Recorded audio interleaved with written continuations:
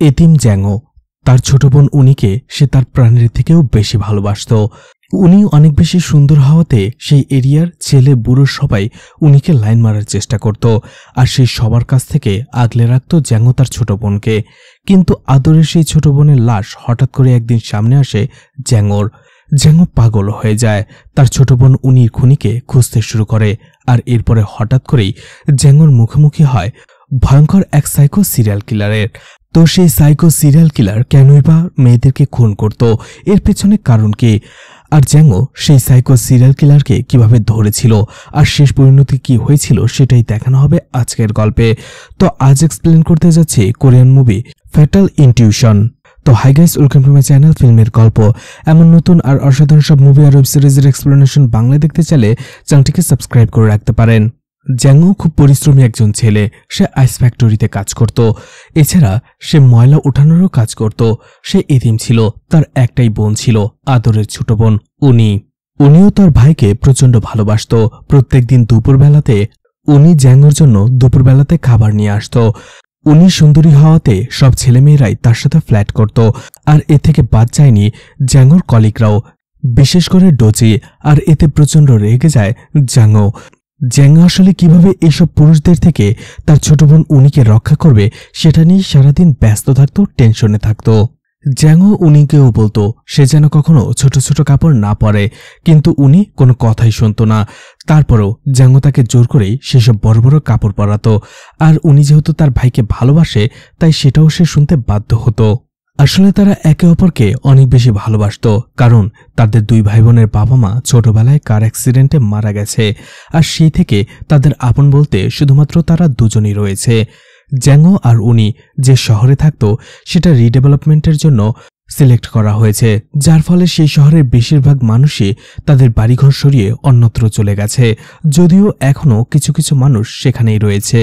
এছাড়া কয়েকটি দোকানও ছিল, যার মধ্যে একটা ছিল ফার্মেসি, আর সেই ফার্মেসির ওনার ছিল মিঞ্জু খুবই নরম স্বভাবে সহজ সরল একজন লোক। এই শহরের সবাই তাকে ভালো মানুষ বলেই জানে। একদিন উনি তার দোকানে যাওয়ার পরে হঠাৎ করে তার পেটে ব্যথা শুরু হয়। উনি বুঝতে পারে তার পিরিয়ড শুরু হয়েছে, আর এটা যখন মিঞ্জু বুঝতে পারে, মিঞ্জু উনিকে অনেক সাহায্য করে। কিন্তু তারপরও জ্যাঙো কাউকেই বিশ্বাস করে না, হোক সেটা মিঞ্জু কিংবা ডোজি, সে কাউকে বিশ্বাস করে না। সে তার ছোট বোনকে যেন সবসময় চোখে হারায়। এই জন্য মিঞ্জুর ফার্মেসি থেকে উনিকে সাথে সাথে সে নিয়ে আসে। এরপরেই সেই শহরের আরও একটা চুপচাপ স্বভাবের মেয়ে সিওনিকে আমাদের দেখানো হয়। সিওনি সবসময় চুপচাপ, আর এই জন্য শহরের মানুষরাও তাকে অনেকটা ভয়ই পায়। আসলে এই শহরের বেশিরভাগ মানুষই সিওনকে পাগল ভাবে, ডাইনি ভাবে। তারা ভাবে সিওনির যদি ছায়াও তারা মারায় তাহলে তারা মারা যাবে। এই জন্য সিওনি যখন কোথাও যায়, অর্থাৎ কোনো দোকানে বা যে কোনো কাজে, সেখানকার মানুষ তাকে অপমান করে। আর সিওনিও শহরের মানুষের এইসব টর্চার মুখ বুজে সহ্য করে। জ্যাঙো তার ঘরের নিচেই অর্থাৎ বেসমেন্টেই একটা কারখানা বানিয়েছে, যেখানে তার সাথে তার কাজিনও কাজ করে। মিয়ং এবং জ্যাঙো এখানে বসে অন্য একটা বিজনেস করে, সেটা হচ্ছে মেয়েদের পিরিয়ডে খারাপ হয়ে যাওয়া আন্ডারগার্মেন্টসগুলো তার প্রসেসিং করে, ওয়াশ করে।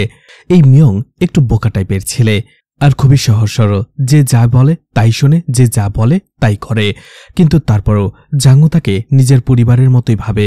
এদিকে জ্যাঙো যত ব্যস্তই থাকুক না কেন, প্রত্যেকদিন অন্তত কমপক্ষে 10 বার সে উনিকে কল করবে এবং সে ঠিক আছে কিনা, কোথায় আছে, এইসব কিছুর খোঁজ খবর রাখবে। এদিকে মিয়ংও উনিকে অনেক ভালোবাসত, কিন্তু জ্যাঙোর সামনে সে এই কথাটা বলবে এটা যেন তার দুঃস্বপ্ন। সে কখনো ভাবতেই পারে না, ভয়ে সে কখনো তার ভালোবাসার কথা বলতেই পারেনি। এমনকি উনির সামনে যেও সে কখনো তার ভালোবাসার কথা প্রকাশ করতে পারেনি। এভাবেই কেটে যাচ্ছিল তাদের দিন। কিন্তু হঠাৎ করে একদিন উনির সাথে দেখা হয় সিওনের। সিওনের এই চুপচাপ স্বভাবটা খুব ভালো লাগে, আর সে খুব তাড়াতাড়ি তার সাথে বন্ধুত্ব করে নেয়। এরপরে তারা একসাথে বসে কথা বলতে থাকে। উনি সিওনকে জিজ্ঞেস করে, শহরের মানুষ বলে তুমি নাকি আত্মাদের দেখতে পাও, এটা কি সত্যি? সিওন বলে, না, এমন কিছু নয়, কিন্তু আমি মানুষের মৃত্যু দেখতে পাই। অবাক হয়। উনি বলে, ঠিক আছে, তাহলে আমার মৃত্যুটা কবে সেটা বলো তো। সবাইকে একদিন না একদিন মরতে হবে, তাই যতদিন বেঁচে আছো এনজয় করো। শুধু শুধু আগেই নিজের মৃত্যুর খবর জেনে কেন মন খারাপ করবে? তখনই সিওনি হঠাৎ করে সেখানে ছোট্ট একটা মেয়ের আত্মা দেখতে পায় আর সে চিৎকার করে ওঠে। আর অন্যদিকে পাশেই বসে থাকা উনি তাকে জড়িয়ে ধরে আর জিজ্ঞেস করে কি হয়েছে। ঠিক তখনই সিওনি একটা ভিশন দেখতে পায়। সেই ভিশনে সিওনি দেখতে পায় সিঁড়ির উপরে বসেছিল উনি। ঠিক তখনই হঠাৎ করে একটা লোক উনির কাছে চলে আসে এবং তাকে জড়িয়ে ধরে, জাপটে ধরে। উনি সেই লোকটার থেকে বাঁচার ব্যর্থ চেষ্টা করে আর একটু পরেই সেই লোকটা উনিকে মেরে ফেলে। এই ভীষণটা দেখার পরে সিওনি হতবাক হয়ে যায়, কিন্তু চোখ খোলার পরে সে আশেপাশে উনিকে দেখতে পায় না, অর্থাৎ উনি আগেই সেখান থেকে চলে গেছে। এদিকে রোজকার সন্ধ্যার মতো আজকেও জ্যাঙ্গো বাসায় আসার পরে তার মা বাবার ছবির সামনে মোমবাতি ধরিয়ে প্রার্থনা করতে থাকে আর শপথ নেয় সে তার ছোট বোন উনিকে রক্ষা করবে, তার দেখভাল করবে এবং সব বিপদাপদ থেকে তাকে রক্ষা করবে। কিন্তু অনেকটা সময় হয়ে গিয়েছিল, উনি এখনো বাসায় আসেনি। তাই জ্যাঙ্গো তাকে খুঁজতে বের হয়। অন্যদিকে উনিকে দেখা যায় একটা পার্লারে বসে একজন লোকের ফেসিয়াল করে দিচ্ছিল। সেই লোকটার সাথে সে কথা বলছিল আর কথায় কথায় উনি জানায় তার অনেক দিনের স্বপ্ন একদিন তার নিজের একটা পার্লার থাকবে। ঠিক ওই সময়টাতে জ্যাঙ্গো সেখানে চলে আসে আর বলে সময় হয়ে গেছে, বাড়ি চলো। আসলে জ্যাঙ্গো কখনোই চায় না তার ছোট বোন উনি তার ক্যারিয়ার বিউটিশিয়ানে করুক। সে চায় উনি অনেক বেশি পড়াশোনা করুক, ভালো চাকরি করুক, কিন্তু উনি স্বপ্ন তার একটা সুন্দর পার্লার থাকবে আর সে অনেক বড় বিউটিশিয়ান হবে। আর এই কথাটা নিয়ে দুজনের মধ্যে ঝগড়া হয়ে যায়। জ্যাঙ্গো বলে এখানকার রিডেভেলপমেন্ট প্রজেক্ট শুরু হয়ে গেলেই এই সবকিছু বিক্রি করে তারা সিওলে চলে যাবে, তাই এই পার্লারে কাজ করা, পার্লারের স্বপ্ন দেখা উনি যেন বন্ধ করে দেয়। উনিও প্রচণ্ড রেগে যায়, তাই জ্যাঙ্গো তাকে বাড়িতে আটকে রেখে বাইরে চলে আসে। এদিকে সিওনিকে দেখানো হয় যে ঘরের এক কোণে ভয়ে জড়সড় হয়ে বসেছিল। তার ভয়টা ছিল কারণ আজকেই উনির মার্ডার হয়ে যাবে, কিন্তু সে কাউকে কিচ্ছু বলতে পারছে না, আর বললেও কেউ তার কথা বিশ্বাসই করবে না। এদিকে জ্যাঙ্গোকে দেখা যায় তার বাড়ির সামনে একটু দূরেই একটা বারে আসে আর সেখানে সে তার কলিগদের সাথে বসে মদ খেতে শুরু করে। আর সেখানে তাদের ল্যান্ডলর্ড অর্থাৎ বাড়িওয়ালা জুলিও ছিল।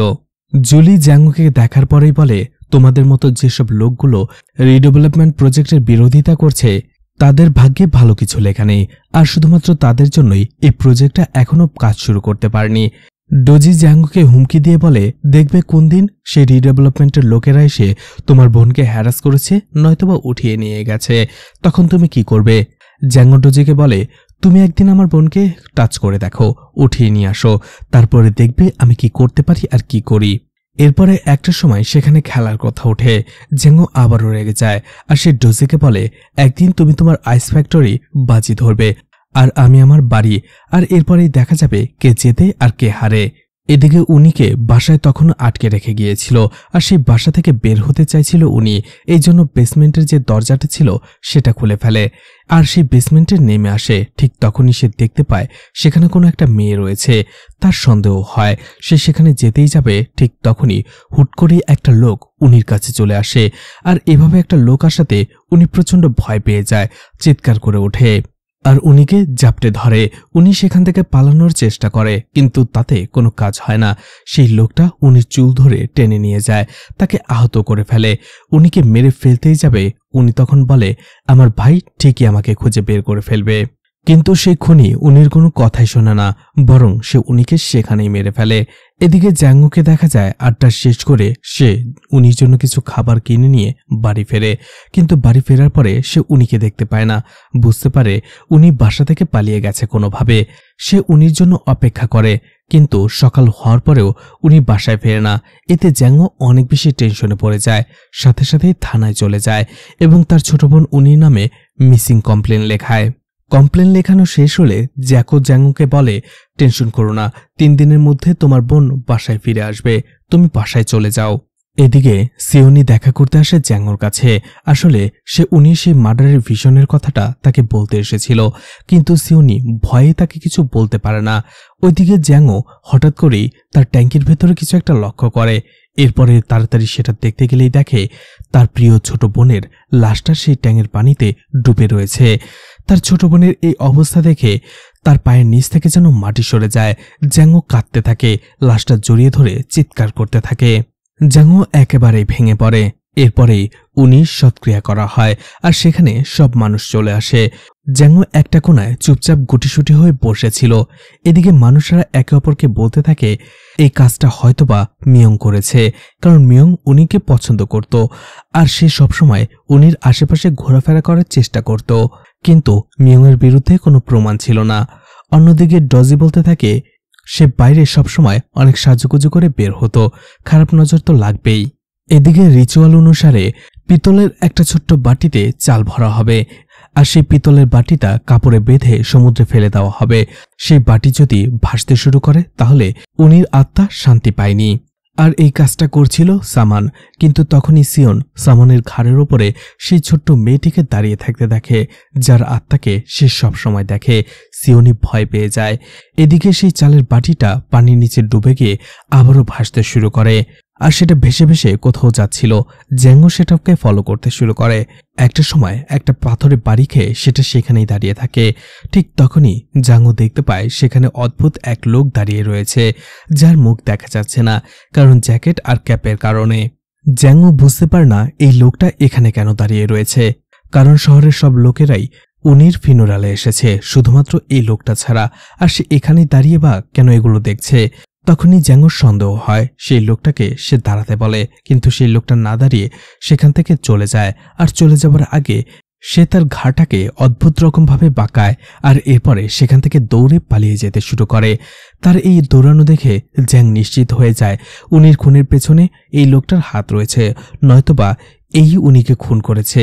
সে তার বোনের খুনিকে ধরার জন্য প্রাণপণ চেষ্টা করে, কিন্তু সেই খুনিও খুব দুর্ধর্ষ ছিল। সে জ্যাঙ্গোকে কোনোভাবেই ধরা দিচ্ছিল না।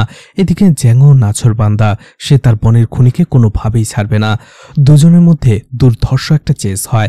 অনেক লম্বা চেজের পরে অবশেষে খুনি জিতে যায়, অর্থাৎ সে জ্যাঙ্গোকে ফাঁকি দিয়ে সেখান থেকে পালিয়ে যায়। কিন্তু জ্যাঙ্গো সেখানে খুনিকে ধরতে না পারলেও তার পায়ের জুতোর নিশানাটা সে দেখে ফেলে, আর সেই নিশান অনুযায়ী সে জুতোর দোকানে চলে যায়। জুতোর দোকানে গিয়ে ঠিক একই রকম ডিজাইন আর একই রকম সোলের জুতা জ্যাঙ্গো খুঁজে বের করে। তখনই দোকানদার বলে এই জুতাগুলো এখন খুবই পপুলার, এটাকে স্টার শুজ বলা হয়, কারণ এটার সোলের নিচে একটি স্টার আঁকা ছিল। তখনই জ্যাঙ্গো দেখতে পায় শহরে আরো অনেক লোকই একই জুতা পরে রয়েছে। জ্যাঙ্গো বুঝতে পারে এই জুতার ছাপ দিয়ে বা জুতার মাপ নিয়ে কোনোভাবেই সে খুনিকে ধরা যাবে না। জ্যাঙ্গো হতাশ হয়। জ্যাঙ্গো তখনই সেখানে সিওনিকে দেখতে পায়, আর এই সিওনিকে দেখার সাথে সাথে জ্যাঙ্গো তার কাছে চলে যায়। সিওনিকে জিজ্ঞেস করে, তুমি আমার বোনের খুনের ব্যাপারে কিছু জানো? কারণ যেদিন উনি নিখোঁজ ছিল সেদিন তুমি আমার বাড়িতে এসেছিলে, কিছু বলার চেষ্টা করছিলে। কি জানো তুমি আমাকে খুলে বলো। সিওনি বলে, আমি শুধুমাত্র উনির মৃত্যুটা দেখেছিলাম, আর এটা দেখলে আমি বা কি করব? আমি নিজে এটা দেখে খুব ভয়ের মধ্যে ছিলাম। সিওনি সেখান থেকে চলে যায়। তখনই পুলিশ অফিসার জ্যাকো সেখানে চলে আসে, আর জ্যাঙ্গোকে বলে তার বোনের মার্ডার কেসে সে একজন সাসপেক্টকে অ্যারেস্ট করেছে। সেই সন্দেহভাজন লোকটার কাছ থেকে উনিকে লেখা 1000 চিঠি পাওয়া গেছে। এছাড়া উনিকে সে অনেকগুলো গিফটও দিয়েছে, সেটারও প্রমাণ পাওয়া গেছে।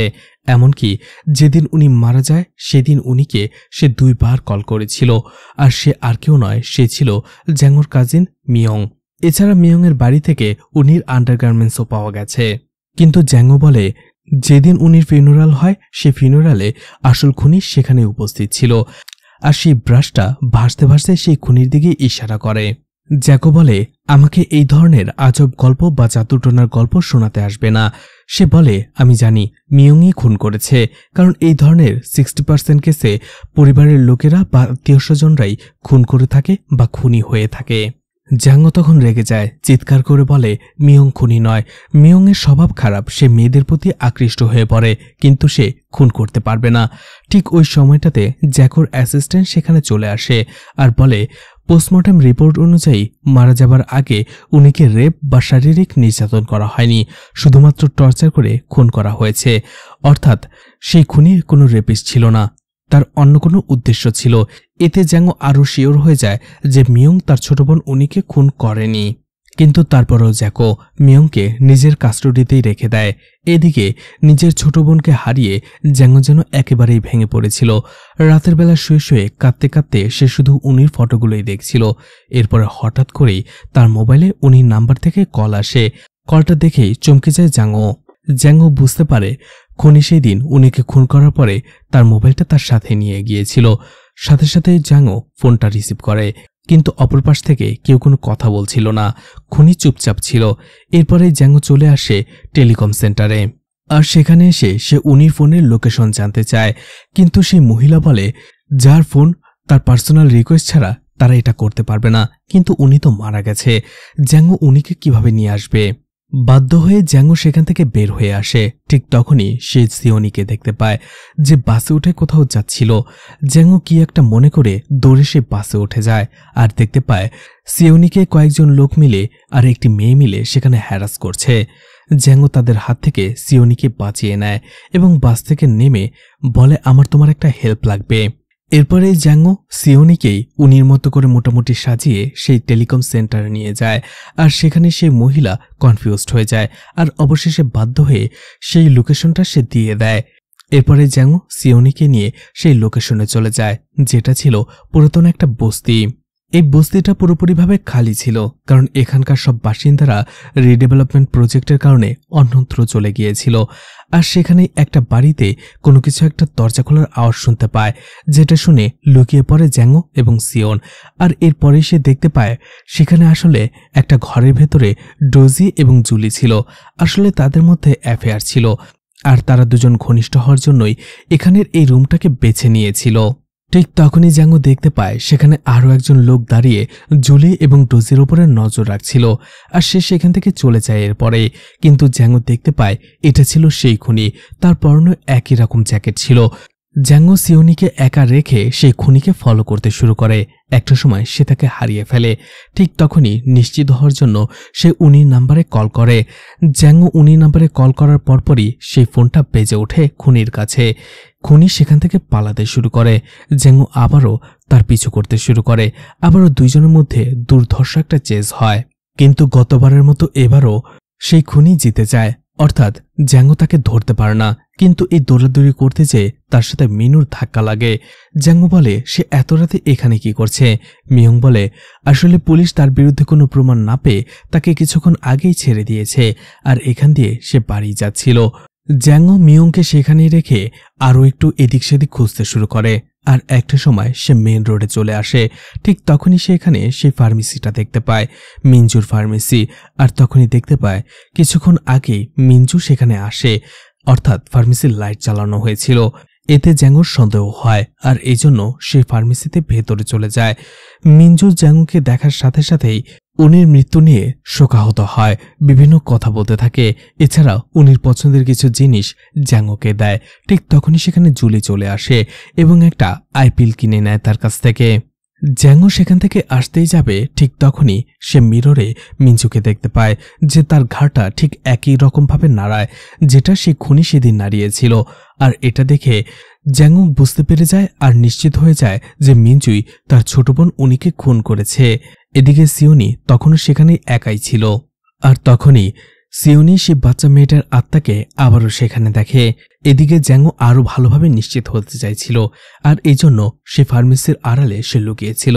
মিঞ্জু যখন সেই ফার্মেসি বন্ধ করে বাসায় চলে যায়, জ্যাংও লুকিয়ে সেই ফার্মেসিতে ঢোকে এবং তল্লাশি করতে থাকে। ঠিক তখনই সে মিঞ্জুর সেই জুতো পায় যেটা পরে সেদিন সে দৌড়েছিল। এদিকে সিওনি একটা সময় সেখান থেকে চলে আসতে শুরু করে, কিন্তু হঠাৎ করে সে জুলির সাথে ধাক্কা খায়। আর তখনই সিওনি আরও একটা ভিশন দেখতে শুরু করে, যেখানে একটা দরজার ভেতরে 612 লেখা ছিল। রাস্তায় একটা নোট পড়েছিল, অন্যদিকে একটা ক্রস লকেট ছিল। এছাড়া সে জুলিকেও দেখতে পায়। জুলি যখনই তার মুখ দিয়ে 99 বলে, ঠিক তখনই একটা লোক তার মুখ চেপে ধরে। অর্থাৎ সিওনি জুলির মৃত্যুর ভিশন দেখতে পেয়েছিল। জুলি টাকা গুনতে গুনতে নিরিবিলি একটা জায়গা দিয়ে কোথাও যাচ্ছিল। ঠিক তখনই হঠাৎ করে একটা গেটের ভেতরে সে 612 লেখা দেখতে পায়। তার মনোযোগ সেই দিকে চলে যায়, আর তখনই গেটের সামনে সে একটা নোট পড়ে থাকতে দেখে। জুলি সেই নোটটা উতরাতেই যাবে, ঠিক তখনই সে গেটের ভেতর থেকে কেউ বের হয়ে আসে আর জুলিকে টেনে ভেতরে নিয়ে যায়। এদিকে জ্যাংওর যখনই মনে পড়ে সে সিওনিকে একা সেখানেই রেখে এসেছে, জ্যাংও সেখানে দৌড়ে আসতে শুরু করে। সেখানে আসার সময় হঠাৎ করেই সিওনিকে একটা বাড়ির সামনে দাঁড়িয়ে থাকতে দেখে জ্যাংও। জ্যাংও দেখতে পায় সে বাড়ির গেটে 612 লেখা ছিল। জ্যাংওর সন্দেহ হয়। সে সিওনিকে সেখানেই রেখে ধীরে ধীরে বাড়ির ভেতরে ঢোকে। সে দেখে সেখানে জুলির লকেটটা পড়েছিল। এরপরে একটু সামনে এগোতেই সে দেখে জুলিকে কেউ নির্মমভাবে খুন করে রেখে গেছে। সাথে সাথে জ্যাঙ্গো পুলিশকে কল করে। জ্যাঙ্গো এরপরে জ্যাকোকে মিনজুর সেই জুতাটা দেখায় আর বলে মিনজুই খুনি, মিনজুই সেই সিরিয়াল কিলার যে একে একে মেয়েদের খুন করছে। জ্যাকো বলে মিনজু অনেক ভালো স্বভাবের একজন মানুষ, আমি তাকে পার্সোনালি চিনি। আমার তো উল্টো তোমাকে সন্দেহ হচ্ছে, কারণ তোমার ছোট বোন উনির লাশটাও তোমার বাড়ির কারখানাতে পাওয়া গেছে। অন্যদিকে জুলির যে মার্ডারটা হয়েছে সেটাও সর্বপ্রথম তুমিই দেখেছ, তুমি পুলিশকে বলেছ। জ্যাঙ্গো রেগে যায় আর বলে জুলির মার্ডারের রহস্যটা বা হিন্সটা সিওনি তাকে দিয়েছে। এদিকে জ্যাকো সিওনির এই আধ্যাত্মিক গল্প শুনে বা মৃত্যুর ভীষণ দেখার গল্প শুনে একেবারে বিরক্ত হয়ে গেছে। জ্যাঙ্গো বলে উনির খুন হয়েছে 1 সপ্তাহ হয়ে গিয়েছে, কিন্তু পুলিশের কাছে এখন পর্যন্ত একটা প্রমাণও নেই। পুলিশ কি করছে? অন্যদিকে খুনি বাইরে হাওলা গিয়ে ঘুরে বেড়াচ্ছে, একের পর এক খুন করে চলছে। পুলিশ আসলে করছেটা কি? জ্যাকো রেগে যায় এবং তাকে সেখান থেকে চলে যেতে বলে। এদিকে সিওনির মাসি তাকে ঘর থেকে বের করে দেয়। এটা যখন জ্যাঙ্গো জানতে পারে, যেন সিওনিকে তার বাড়িতে নিয়ে আসে, খাবার খেতে দেয়। সিওনি দেখতে পায় জ্যাঙ্গো উনির অস্থিটা এখনো পানিতে ভাসিয়ে দেয়নি। আসলে জ্যাঙ্গো তার রিচুয়ালটা শেষ করবে তখনই যখন উনির খুনিকে সে খুঁজে বের করতে পারবে। সিওনি বলে উনি আমার খুব ভালো বন্ধু ছিল, কিন্তু যখনই সে আমার কাছাকাছি আসে সে মারা যায়। যেই আমার কাছে আসুক না কেন সেই মারা যায়। জ্যাঙ্গো বলে এতে তোমার কোনো দোষ নেই, উনির ভাগ্যে যেটা ছিল সেটাই হয়েছে। এরপরে জ্যাঙ্গো সিওনির মোবাইলে তার নাম্বারটা সেভ করে দেয় আর বলে এরপরেই যখন তুমি সেই ছোট্ট মেয়ের আত্মাটাকে দেখবে আমাকে খবর দেবে, কারণ এরপরেই তুমি একের পর এক ভীষণ দেখতে শুরু করো আর একের পর এক মানুষ মারা যাচ্ছিল। পরদিন থেকেই জ্যাঙ্গো মিনজুর উপর নজর রাখে, কিন্তু কোনো প্রমাণই সে পায় না, কারণ সে দেখতে পায় মিনজু খুব ভালো স্বভাবের মানুষ। সে প্রত্যেকবার একজন না একজন মানুষকে সাহায্য করেই চলেছে। এরপরে জ্যাঙ্গো দেখতে পায় মিনজু একটা মেন্টাল অ্যাসাইলামে চলে আসে আর সেখানে একটা লোকের চুল কেটে দিতে থাকে। আসলে সেই লোকটার মেয়ে তার সাথে দেখা করতে আসে না। মিনজু তাকে বিভিন্নভাবে আশা দিতে থাকে, সাহস দিতে থাকে। ঠিক তখনই জ্যাঙ্গো সেখানে চলে আসে আর বলে এ একজন খুনি, তুমি ওর থেকে সাবধানে থেকো, নয়তোবা ও কোন দিন তোমাকেও খুন করে ফেলবে। এতে মিনজু প্রচণ্ড রেগে যায়। মিনজু জ্যাঙ্গোকে মারতে শুরু করে আর বলে লিমিটের মধ্যে থাকো, আমি তোমার বোনকে খুন করিনি। জ্যাঙ্গো এরপরেই তার হতাশা ভোলার জন্য তার বাসার সামনে থাকা সে বারে আসে এবং সেখানে কিছুটা ড্রিঙ্কস করে যখনই আবারও বের হবে তখনই সে দেখতে পায় সে বারে থাকা সিসিটিভি ক্যামেরাটা। সে দৌড়ে চলে যায় সেটার ফুটেজ দেখার জন্য। উনির যেই রাতে খুন হয় সেই রাতের ফুটেজ দেখে, কারণ এই হোটেলটা জ্যাঙ্গোর বাড়ির সামনেই, যার ফলে খুনি যদি যেতে হয় তাকে সেখান দিয়েই যেতে হবে। ঠিক তখনই জ্যাঙ্গো এবং তার কলিগরা দেখতে পায় সেখানে মিনজুর গাড়িটা আসে এবং বাড়ির সামনে দাঁড়ায়। গাড়ি থেকে মিনজুর নামে, কিন্তু একটু পরে আবারও সে গাড়ির দিকে চলে যায় আর এই অংশটা সিসিটিভির একটু আড়ালে চলে যায়, যার ফলে সেখানে যে মিনজু কি করেছে সেটা বোঝা যায় না। কিন্তু সেখানে সবাই বলাবলি করছিল যে মিনজু হয়তো আবারও গাড়িতেই বসেছিল। এরপরে জ্যাঙ্গো এবং বাকিরা সেই গাড়ির কাছে এরপরেই মিয়ংকে দেখতে পায়। অন্যদিকে সিওনিকে দেখা যায়, যে লুকিয়ে 2 জন মেয়ের কথোপকথন শুনছিল। সেই 2 জন মেয়ের কথা শুনে সে বুঝতে পারে যে তাদের মধ্যে 2 জনের একজনকে একজন চরিত্রহীন লোক ওল্ড স্কুলের একটা রুমে ডেকেছে, তার সাথে সময় কাটাবে টাকার বিনিময়ে। তখনই সিওনি আবারও সেই মেয়েটার আত্মাকে দেখতে পায় আর সাথে সাথে সে একটা ভিশন দেখতে শুরু করে। যেই ভিশনে সে একটি টাওয়ার ক্লক দেখতে পায়, এছাড়া একটি আহত লোক, অন্যদিকে একটা দরজার ভেতরে ক্রস সাইন। সিওনি বুঝতে পারে সেই 2 জন মেয়ের মধ্যে যে কোনো একজনের খুন হবে আজকে। সে সাথে সাথে জ্যাঙ্গোকে কল করে, কিন্তু জ্যাঙ্গো তার মোবাইলটা গাড়িতেই রেখে এসেছিল, যার ফলে সিওনির কলটা সে দেখে না। এদিকে সিওনি বাধ্য হয়ে সে একা একাই সেই মেয়েটার পিছু করতে করতে ওল্ড স্কুলে চলে আসে আর সেখানে আসা পরে সে দেখতে পায় সেই মেয়েটা একজনের সাথে ঘনিষ্ঠ হওয়ার প্রিপারেশন নিচ্ছে। অন্যদিকে জ্যাঙ্গো চলে আসে মিয়ংয়ের কাছে এবং জিজ্ঞেস করে সেই রাতে সেই বারের কাছে সে কি করছিল, কারণ সেই বারের পেছনেই জ্যাঙ্গোর ঘর। মিয়ং বলে সে সেই দিন সত্যি বাড়িতে গিয়েছিল, সে বাড়িতে গিয়েছিল কিন্তু সেখানে উনি ছিল না, সে সত্যি বলছে। জ্যাঙ্গো তখন তাকে জিজ্ঞেস করে তুমি যে গাড়ির সামনে দাঁড়িয়েছিলে সেখানে কি গাড়িতে মিনজু ছিল? মিয়ং বলে না, সেই গাড়িতে তো কেউ ছিল না। জ্যাঙ্গো বুঝতে পারে মিনজু গাড়ির ইঞ্জিন অন রেখে সেখান থেকে চলে গিয়েছিল। জ্যাংও সেই জায়গায় চলে আসে যেখানে মিঞ্জু তার গাড়িটি পার্ক করেছিল। আর দেখা যায় মিঞ্জু যেখানে গাড়ি পার্ক করেছিল ঠিক তার পেছনেই জাংওর বাড়ি এবং তার কারখানা। আর মিঞ্জু ওই দিক দিয়েই তার বাড়িতে প্রবেশ করেছে আর উনিকে খুন করেছে। এদিকে সেই ওল্ড স্কুলে দেখা যায় সেই মেয়েটিকে মিঞ্জুই ডেকেছিল। সে তাকে টাকা দেয় আর মেয়েটি তাকে জিজ্ঞেস করে সে তাকে কেন ডেকেছে। মিঞ্জু বলে, আসলে আমি যখন কোনো মেয়ের ব্যাপারে ভাবি তখন সেই মেয়েটার সাথে আমি দেখা করি এবং তাকে আর্থিকভাবে সাহায্য করি। মিঞ্জু বলে, আসলে মেয়েদের প্রতি আমার কোনো ইন্টারেস্ট নেই। সে তাকে টাকা দেয় এবং চলে যেতে বলে। মেয়েটি এরপরে কৌতূহল নিয়ে জিজ্ঞেস করে, সবাই বলাবলি করছিল তুমি কি সেই লোক যে জুলি এবং উনিকে খুন করেছ? এটা শুনতেই মিঞ্জু রেগে যায় আর সেই মেয়েটাকে মারধর করতে শুরু করে। সিওনি বুঝতে পারে মিঞ্জুকে এখন না থামালে এই মেয়েটিকেও সে মেরে ফেলবে। এই জন্য সে হঠাৎ করেই একটা কাঁচ ভেঙে ফেলে সেখানে। আর সেটার আওয়াজে মিঞ্জু চমকে যায়, বুঝতে পারে আশেপাশে কেউ রয়েছে, যার ফলে সে মেয়েটিকে আর মারে না। এদিকে জাংও রেগে গিয়ে মিঞ্জুর ফার্মেসিতে আসে তাকে মেরে ফেলার জন্য, কিন্তু সেখানে মিঞ্জু ছিল না। এরপরে সে যখন তার গাড়িতে আসে জাংও দেখতে পায় সিওনি তাকে কল করেছিল। এরপরে সে তাকে একটা মেসেজও পাঠায়। মেসেজটা পড়তেই জাংও সবকিছু বুঝতে পেরে যায়। জাংও মেসেজ পড়ে বুঝতে পারে যে আজকেও কারো খুন হতে যাচ্ছে। আর সেই ভিশনে সে একটা 12 কলক, একজন আহত মানুষ এবং একটা ক্রস সাইন দেখেছে। আর সে এখন ওল্ড স্কুলে যাচ্ছে। আর সাথে সাথে সে সিওনিকে কল করে। ঠিক তখনই দেখা যায় সিওনির ফোনটা বেজে ওঠাতে মিঞ্জু বুঝতে পেরে যায় তার আশেপাশেই কেউ রয়েছে। এদিকে সিওনি ফোনটা রিসিভ করে। ঠিক তখনই মিঞ্জু তার সামনে চলে আসে। সিওনি চিৎকার করে ওঠে। ফোনে এই চিৎকারটা শুনে জাংও বুঝতে পারে সিওনি বিপদে রয়েছে। সে দৌড়ে সে ওল্ড স্কুলে আসতে শুরু করে। রাস্তায় সে জ্যাকোকেও কল করে এবং সবকিছু খুলে বলে আর ওল্ড স্কুলে আসতে বলে। জ্যাকোর আসার তেমন ইচ্ছে ছিল না, কিন্তু তারপরও বাধ্য হয়ে সে আসতে শুরু করে। এদিকে সিওনি ভয়ে অজ্ঞান হয়ে গিয়েছিল। যখনই তার জ্ঞান ফেরে এবং পাশে মিঞ্জুকে দেখতে পায় সে ভয়ে থরথর করে কাঁপতে থাকে। মিঞ্জু তাকে মারতে শুরু করে। ঠিক ওই সময়টাতে সেখানে চলে আসে জ্যাংও মিঞ্জুকে মারতে থাকে। আর জ্যাংওর হাতে সেই ব্যান্ডেজটা দেখার পরে সিওনি বুঝতে পেরে যায় ভিশনে যে লোকটাকে সে মরতে দেখেছে তার হাতেও ব্যান্ডেজ ছিল। তার মানে আজকে জ্যাংওই মারা যাবে। তখনই পুলিশ সেখানে চলে আসে আর সবাইকে অ্যারেস্ট করে থানায় নিয়ে আসে। সেখানে সিওনি মিথ্যে বলে সে কোনো মেয়ের পিছু করতে করতে সেখানে যায়নি। অন্যদিকে মিঞ্জু বলে স্কুলের বাইরে সিওনি অজ্ঞান হয়ে পড়েছিল, সে তাকে শুধুমাত্র ভেতরে নিয়ে গেছে। জাংও সেখানে শুধু শুধু ওভার রিয়্যাক্ট করছিল। এতে জ্যাকো রেগে যায়, জাংওকে মারধর করে আর বলে আমি দিনরাত খেটে চলেছি এই কেসটা সলভ করার জন্য, আর তুমি আমাকে মিসলিড করছো। এদিকে সিওনি বলে সব দোষ আমার, আমি এই শহর ছেড়ে চলে যাব। জ্যাকো জাংওকে লকআপে ভরে ফেলে আর মিঞ্জুকে ছেড়ে দেয়। কিন্তু মিঞ্জু সেখান থেকে আসার আগে সে জ্যাংওর সাথে কথা বলে আর তাকে একটা ভিডিও দেখায়, তার বোনের টর্চারের ভিডিও। মিঞ্জু স্বীকার করে নেয় পরে যে হ্যাঁ আমি তোমার বোনকে খুন করেছি। আর সেই টর্চারের ভিডিওতে মারা যাবার আগে উনি বলছিল যে আমার ভাই আমাকে খুঁজে বের করবে।